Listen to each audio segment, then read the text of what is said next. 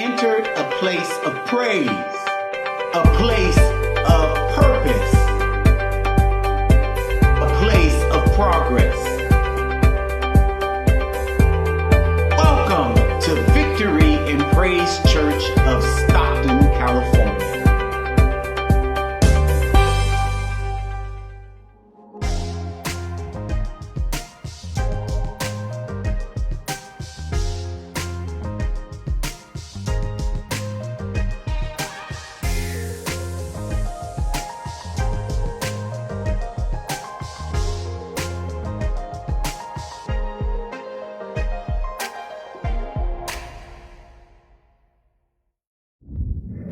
Hey, Victory and Praise, it's Pastor Trina, and I am excited that you came to small group today because I have a special invitation for you.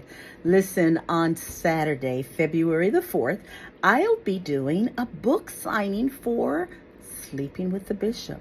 Now, many of you have already purchased your copy of Sleeping with the Bishop, and I appreciate you. I'd like to encourage you to invite others to purchase, and I want to talk to you about it. I'd love to sign the product that you've purchased, and I invite you to join me on February the 4th at 1 p.m. in our Victory and Praise Theater so that we can talk about Sleeping with the Bishop. I look forward to seeing you. Bring some friends with you and come on down. We're going to have a great time. Thank you.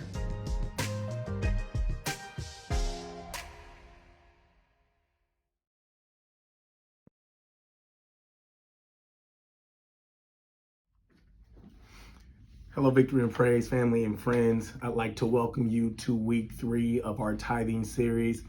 This week is entitled It All Counts.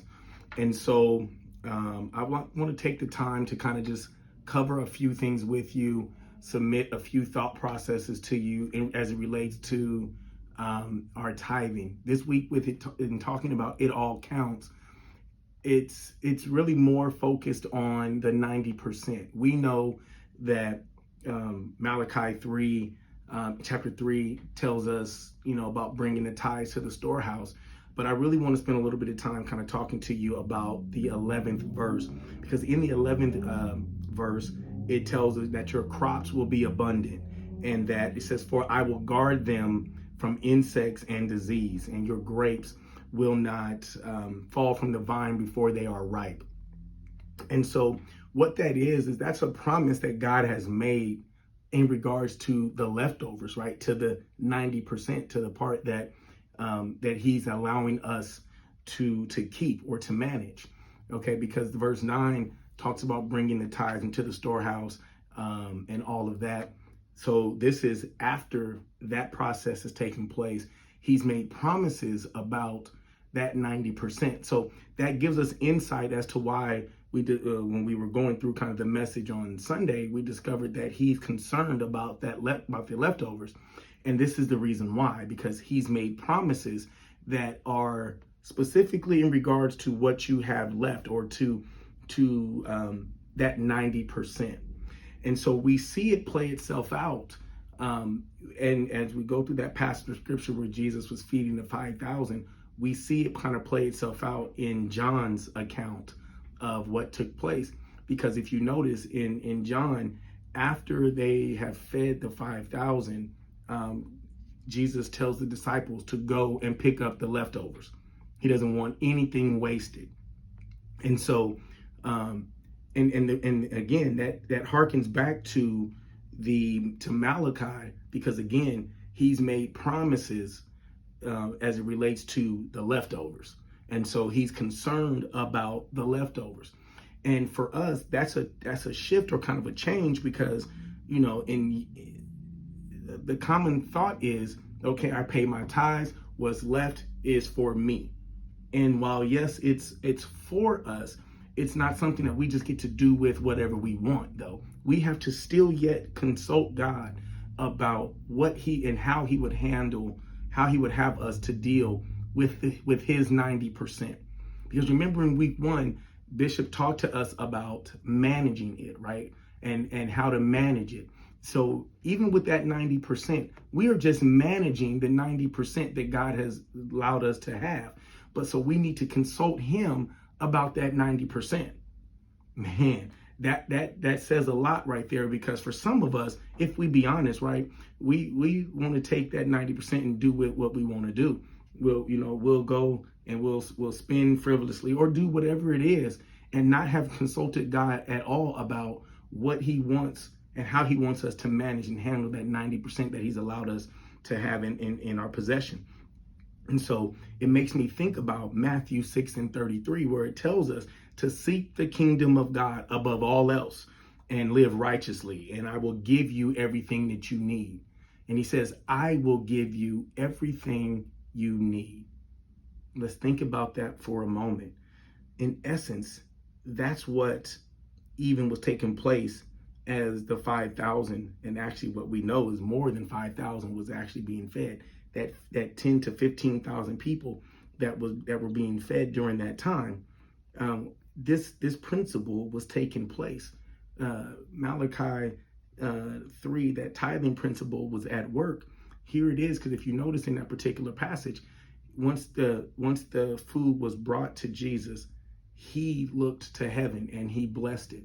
And then he started breaking it and distributing it to the disciples for them to then distribute. He was the one that was making he was the one dishing it out. He was the one he's the provision. So he was making the provision.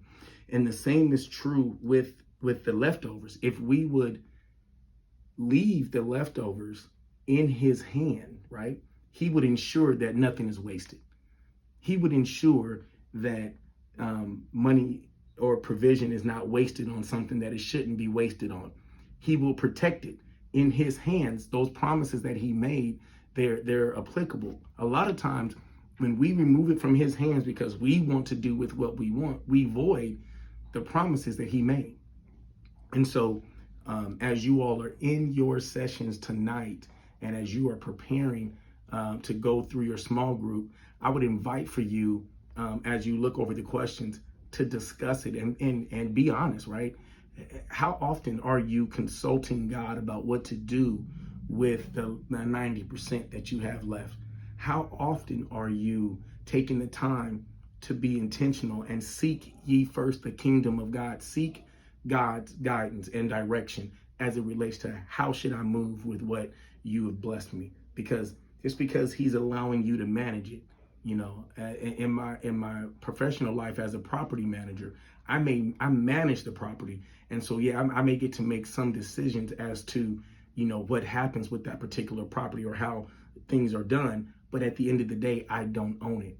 And so even in managing it, while there's some authority that I have, I'm also submitted to that owner and what they desire to do and how and what their end goals are.